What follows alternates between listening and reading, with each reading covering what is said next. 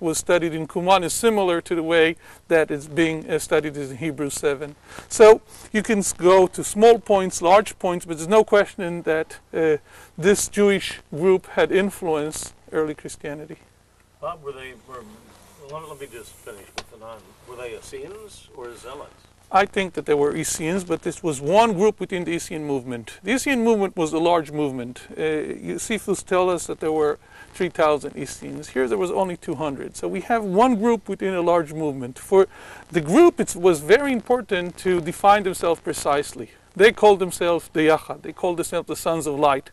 But they were part of the largest movement of the Essene, described by Josephus and by Philo. Yes. Well, they were very, I guess the ideas were giant ideas if everybody copied them. Was Jesus an Essene? No, but I think that the same atmosphere has existed here, especially by people who felt that God will not allow such a gap between poor and rich. There was a lot of expectation. There was a lot of people who accept this change will come. There must be a change, because they felt that the society in Judea at that time was corrupt, and God will not allow it to continue that way. So I believe that there was a big difference between the teacher and Jesus. The teacher was preaching to the most educated Jews in Judea. The people who came from the richest families were here.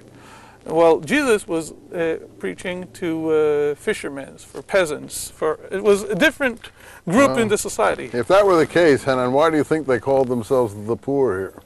Ibyanim is a common term of self-designation. Ibyanim in Hebrew means the poor. Right. And in early Christian writings, you'll find that the group that differed from Pauline Christianity were known as the Ebionites, taking off on the Hebrew word Ibyanim, term used here by the scrolls, self-designation. Well, I'm referring back to this study of David Flusser, because when he spoke about blessed are the poors, where he spoke about the poors, they saw themselves as poors. And by the way, they were poors because they didn't have their own, they didn't have property. The property belonged to the group. That was they were playing. So the way they looked at themselves, although they came from the richest family, they looked at themselves as people who were willing to give up everything that Jerusalem can offer. And Jerusalem could have offered a lot in the first century. Jerusalem was a very rich city. And they lived here in the desert, in the wilderness. And they were willing to give up all the standard of living that Jerusalem can offer. That's my answer, but I'm sure that... you have a different opinion? Yes.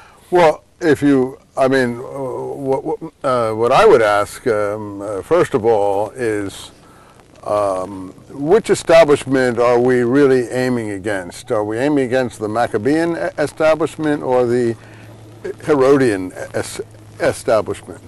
And that's really a question of chronology. The difference between Hanan's view, which is fairly widespread among the Qumran scholarly elite, and he does a very eloquent job of expressing it, and a gentle job too, because there can be some very hard feelings in this field. They all assume that the establishment that is being opposed is the Maccabean one. In my work, I've always felt this was wrong, that the chronology was wrong, and primarily, aside from minor points, and I'll try to get my way of putting this straight if I can sort of try to give a different view, is that this group had almost everything in common with the Maccabeans. They had very little not in common with them. They were very zealous, they were aggressive, they were militant, they were zealous for the law, they believed in a separation of the holy things. There's no real indication from the history books that the Maccabean family were particularly corrupt. I mean, some people might think they were, some people might think they were, but what we're getting into is the very complex situation of the rise of sects, and this happened in the 1st century BC. And none of us scholars agree exactly on how the Pharisees came into being, who the Sadducees were, and so on. But one thing we can say, when Herod, with Roman support, conquered the country, first under Pompey and his father in 63 BC, and then later with a Roman army in 37 BC, you had a total takeover of the Roman Herodian establishment plus a new priesthood, because Herod was extremely vengeful on all the previous priesthoods and wiped out most of the previous Sanhedrins. but he had a very friendly or accommodating attitude towards the progenitors of Rabbinic Judaism, whom we now call the Pharisees and later the Rabbinic Judaism. Our texts tell us that he had a very sympathetic attitude generally towards Hillel and Shammai in the Talmud. Most people think this is Polio and Sameas in Josephus, but that he eliminated the previous Sanhedrin. So I'd like to switch over to the Christian text that most people have never heard of. Most people take, as Hanan did and others, the Gospels as quasi-historical documents. The book of Acts as a quasi-historical document. I don't see these as historical documents at all. They have to be read extremely critically. I don't consider the text, the speeches, the data there extremely reliable. We have other anti-gospel, anti-Acts texts. One of the most famous is the Pseudo-Clementine Recognitions and the Pseudo-Clementine Homilies. These are written in the name of Clement, who supposedly was the second successor to Peter in Rome from a Roman noble family.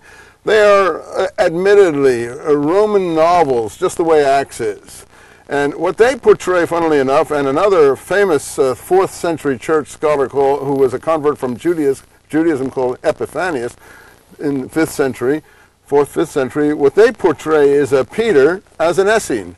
Peter wearing threadbare clothes. Peter rising at dawn to meet the sun. Peter daily bathing every day. If we look at the book of Acts, we don't see anything like this in the book of Acts. That's not the only proof that I would adduce, but what I would say is that what we have at Qumran is, of course, I agree with Hanan that this is the Essene movement, but in my view, the Essenes were what Christians were in Palestine before they went overseas. We have to find a new word. Acts, for instance, says that Christians weren't called Christians until the mid-50s in Antioch in northern Syria. So they had to have a different word here, a different name. Maybe Essene, Nazarenes, Ebionites, the poor, and so on. They have lots of different names. But to my mind, what you have here is the literature of the Messianic movement in Palestine. Now, a lot depends on the chronology, and we can argue at length on the paleography, the carbon testing, the archaeology. But in the internal data, we have certain pointers.